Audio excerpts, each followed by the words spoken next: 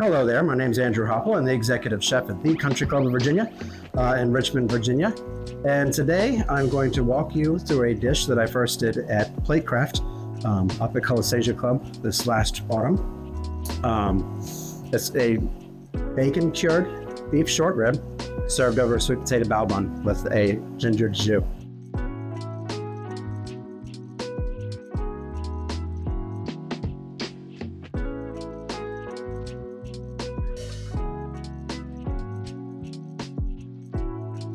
So the star of the show is the beef short rib itself, and I am going to first need to take it off of the bone. I'm going to use the bone in the final plate, so I'm going to be kind of careful here how I handle it. Try not to score it too heavily, and keep it nice and clean throughout the process. I also want to try and get as much of the meat off of this as possible, because what I don't use in the plate, I can use in other applications such as short rib tacos or a sandwich or something along those lines. Now that we have our beef off the bone, our next step is to get it cured. We're going to use a simple little beef cure, bacon cure out of Texas, and we're going to let that sit for overnight. We're not going to cure it completely like we would for like a brisket bacon or a beef bacon otherwise. We just want enough of it to get on there for flavor, and then also to build a pellicle overnight so that smoke will stick to it. So we have our pieces that we want for the plate right here. I'm going to season those and keep them just a little bit separate from the remainder. And then we have the other pieces that we'll use for kind of our bulk braising.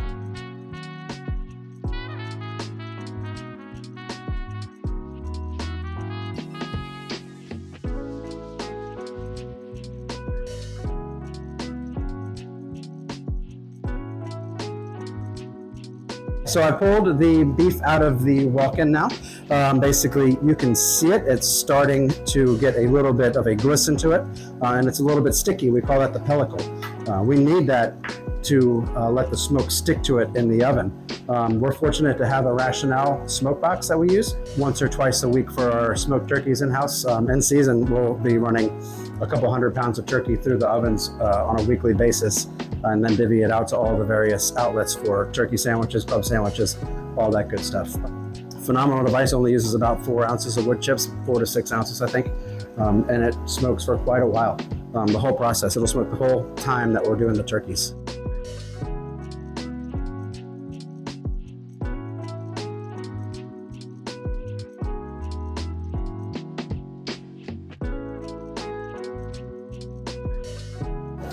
All right, so now I have pulled the short rib out of the oven and cooled it down a little bit.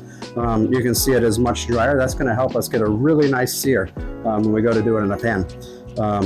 Now, technically, I could use the Rationale's braise function to get the sear on there and to basically go through the whole entire process from deglazing to adding your stock into the final braise. But for this one, I want to add a little bit of extra flavor, so I'm going to actually start in the pan and then pull it all out, or pull the meat out and get a whole bunch of flavor built into my stock that isn't inherently there. Now that we are smoked and dry, we are going to start the process to build our jus, or braising liqueur. So we're going to start by searing off these pieces of meat. Like I said earlier, we've reserved a little bit of the fat from cleaning it, basically to give us what we need to get this process started. If you're cooking with beef, it's nice to cook with beef fat. It's nice and dry, so it'll sear really, really quickly. Not quite as quickly as the Iverio would do. It is an outrageously hot machine and does a phenomenal job on the sear process. That's probably 2 or 3 times faster than doing it in this pot for these. But for demonstration purposes, I just want to show you guys a little bit of how I build the flavors for that au jus. So, as I sear this in the pan, it's starting to build what we call a fond, or just a little bit of a skim on the bottom of the pan. That's important. There's a lot of flavor in there. And that's part of the reason why I'm starting it in a pan rather than doing it straight in the oven. There's going to be smoke flavor that we're not necessarily going to pull out from doing it in the oven. And then we're also going to be just inherently putting a lot of the flavors from the beef and then all of the aromatics into the veal stock that I want to use for the final braise. Right now it's just a basic veal stock, and we're going to turn it into something just a little bit better, a little bit special. Okay, so now that we have a beautiful sear on these little ribs, I'm just going to take them off to the side where it's a little bit cooler, and I'm going to start adding my aromatics. I've got some fun stuff going into this, including a little bit of garlic, some ginger,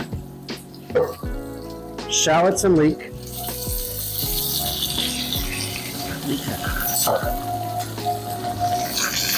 a touch of red chili pepper, and then standard carrots and celery.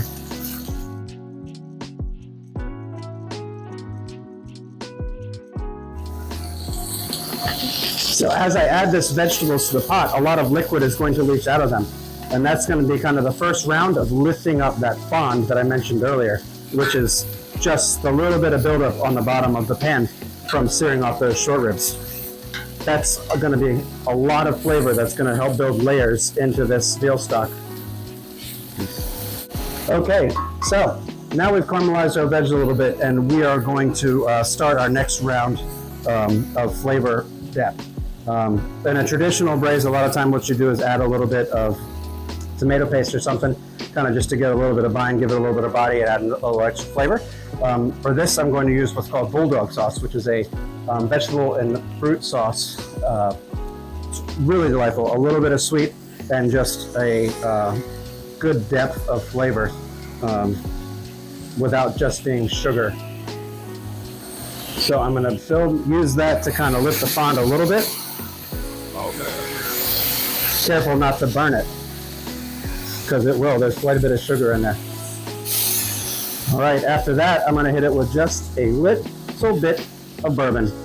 Use the bourbon of your choice. It doesn't have to be terribly expensive, but basically that's really going to pull everything off the bottom of this pan that you want with the rest of your flavor set.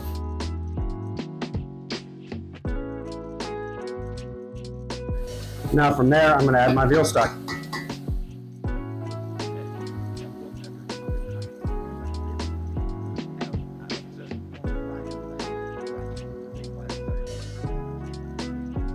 So I'm going to pull the meat out now and just bring this sauce up to a simmer. We are going to let the rationale do most of the work for this process. As I said earlier, really all I wanted to do was incorporate quite a bit of flavor into this veal stock prior to the process that happens in the oven. In the Iverio, it can all happen at the same time.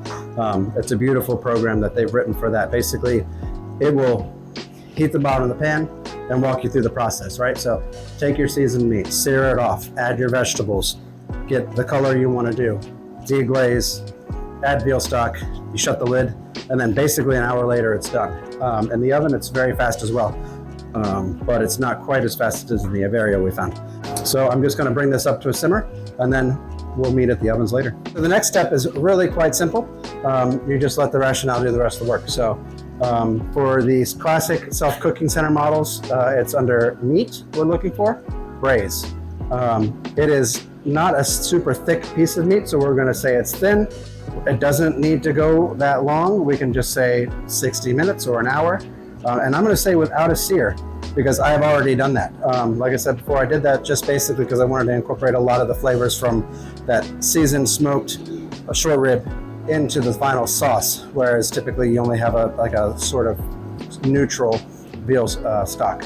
So it's going to preheat at this point, and then walk us through the process one step at a time. And like that, we are ready to load. So from here, we are just going to let it walk us through the process. No thermometers needed in the Rationale Self-Cooking Center. However, for the Iverio, it will ask you what you want your final temp to be, which is pretty nice. You get to pick how well done you want it, so to speak. It's braising it, so it should be fall apart. I think I took it to 200 and 205 degrees in the Iverio. But like I said, from here, we just let it walk us through the steps. So we've loaded it. The next step is going to be add liquid, and it should tell us that in just a few moments. And just like that, it's time to add our liquid.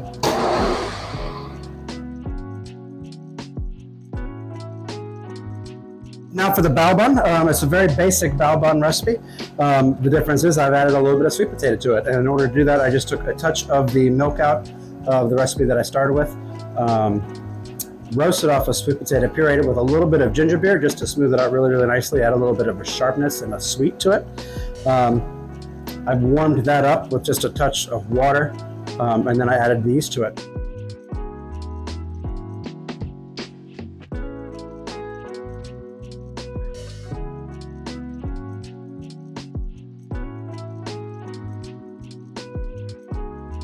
From here, I'm going to mix that into all of the dry ingredients, which you see in the recipe. Okay.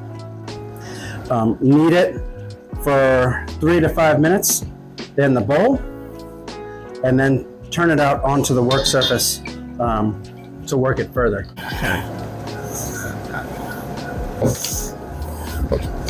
Okay, so I can now kind of scoop it up off of the side of the bowl, which I'm not sure if you can see or not. From here, I'm going to turn it out onto the board, lightly flour.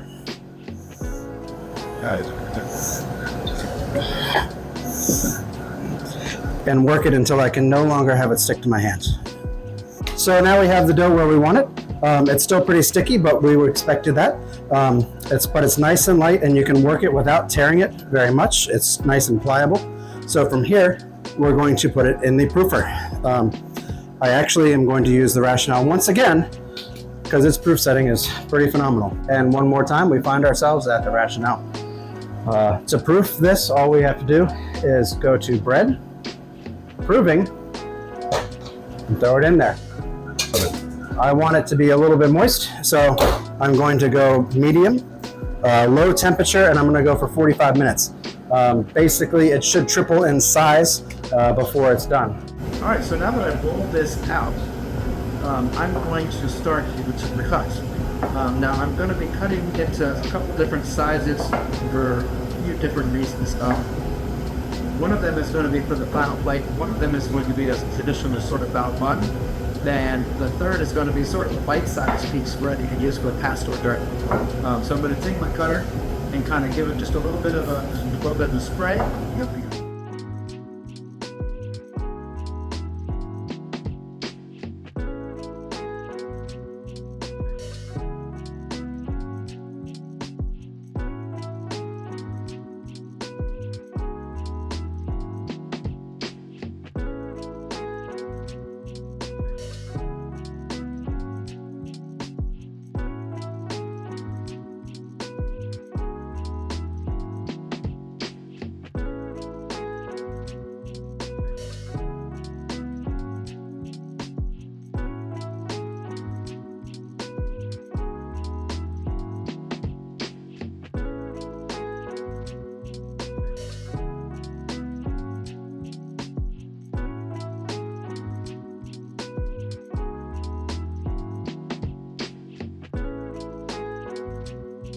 So right off the bat, you're going to see that I have a ring of a sort of a chili and garlic puree. This pretty spicy. I numbed it down with a little bit of red pepper, but I'm using that basically to float the natural jus or the pan sauce from the braising process for the short rib. Basically, it just creates a nice little pool and allows it to basically not run all over the plate. It's just a really cool way to get everything right there in the center where you want it. All right, now that we've sort of floated our jus inside of that puree, I am going to add the bone. A lot of times I like to use the bone as a bit of a wow factor. It helps add a flavor through the braising process, but then at the end it sort of gives the dish sort of a caveman vibe. So after that, we'll add our sweet potato bao bun. It's a play on a traditional bao bun. I just added sweet potato into the milk and water mixture. Plate that right there. From there, I add our glazed short rib. We are very fortunate to have a series of wonderful Rationale ovens and an Iverio, all of which do an amazing job if you use the braise program. It really walks you through start to finish. Whenever I'm stacking a piece of meat onto something that's not a piece of meat, I like to use a little pick. This helps not just with presentation, but also when a server goes to move this, it stabilizes it quite a bit. We're going to go ahead and add sort of our Brussels sprout salad. So I have some crispy Brussels sprouts here that have been seasoned, a little salt and pepper, along with some brown sugar and some other fun stuff. Adds a little bit of crisp to the dish.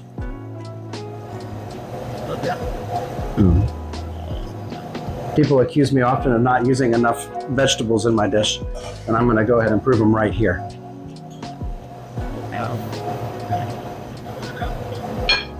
I'm also going to add a little bit of acidulated red onion. It's a super simple process. Basically, it's 3/4 water, 1/4 white vinegar. Bring it to a boil. Julienne your onion.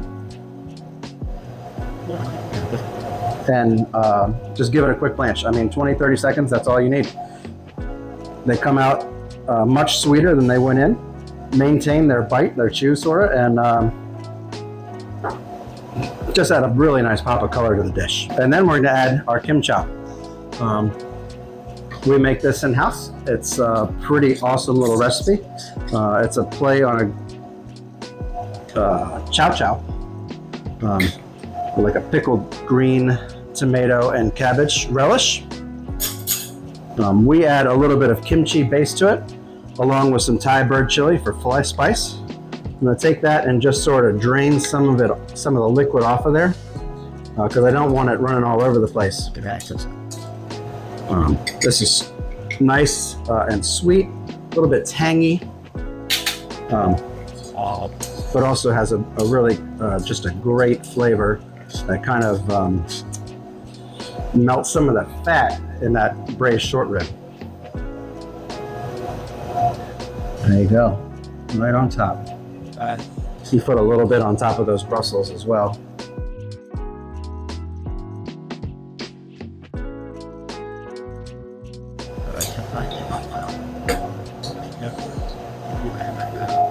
And from there, I'm going to add a little bit of microgreen. This is micro cilantro.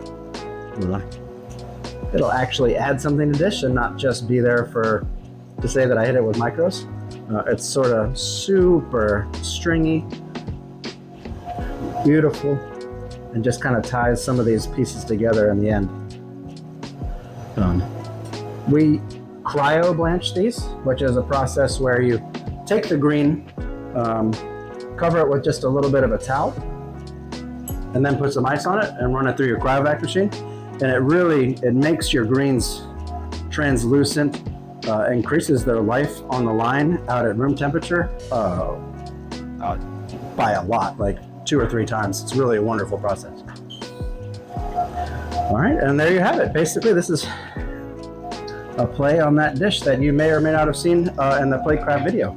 It's a lot of fun, really delicious flavors, and sort of a play on some things that you see regularly, but just a little different. From here, I'm also going to show you sort of some fun ways to utilize these same ingredients in different manner.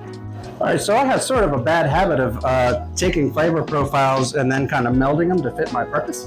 A lot of times, like, you can't do a dish like this, something you're very proud of, en masse, right? You can't produce that for a party over 300 people. So how do you take those same flavors and then twist them into something that everybody can enjoy? Immediately I just thought, well, why don't we do this as a past hors d'oeuvre, right? So instead of a flat steam bun, we'll make a little mini steam buns. Same process, it's just a much, much smaller cut on your initial cut there. And it takes, I don't know, 1/10 of the time to cook.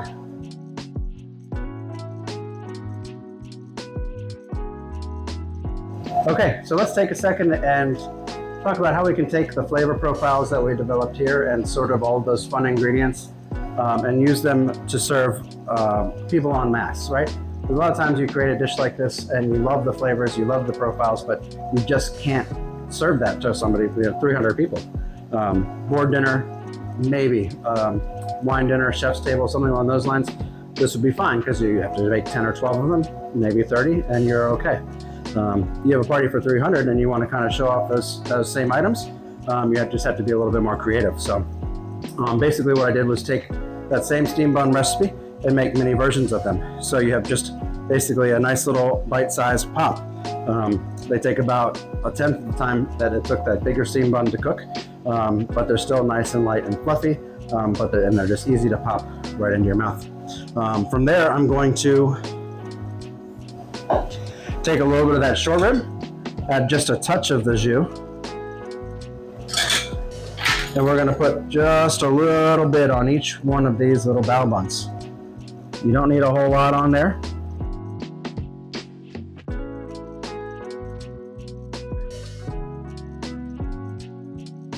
Okay, from there I'm just going to add a little bit of this chow chow.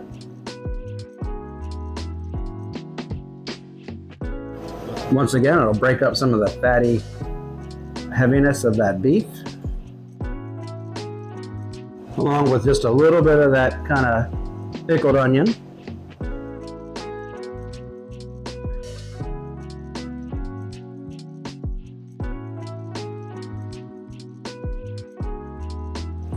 And we'll finish off with a little of that micro cilantro on top.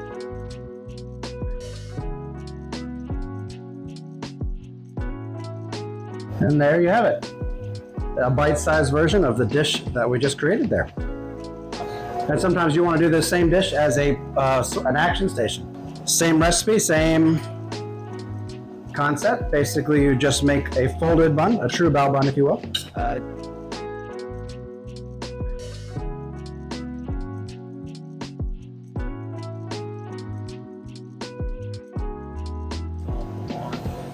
Add your kim chow. You can even add a little bit of your crispy Brussels.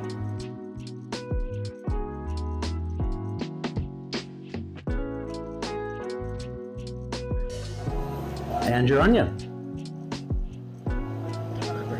Okay, there you have it. 3 styles of the same dish, so to speak. You have a past hors d'oeuvre, your braised short rib, kimchi chow chow, sweet potato bao bun, or sweet potato steamed bun. You've got a true bao bun with your beef short rib, chopped, tossed with a little bit of the jus, then crispy Brussels, kim chow, and acid onion. And then you have your board dinner. You have your beef short rib, sweet potato bao bun, crispy Brussels sprouts, and kim chow. Thank you very much. I hope you enjoyed this, and we'll see you next time.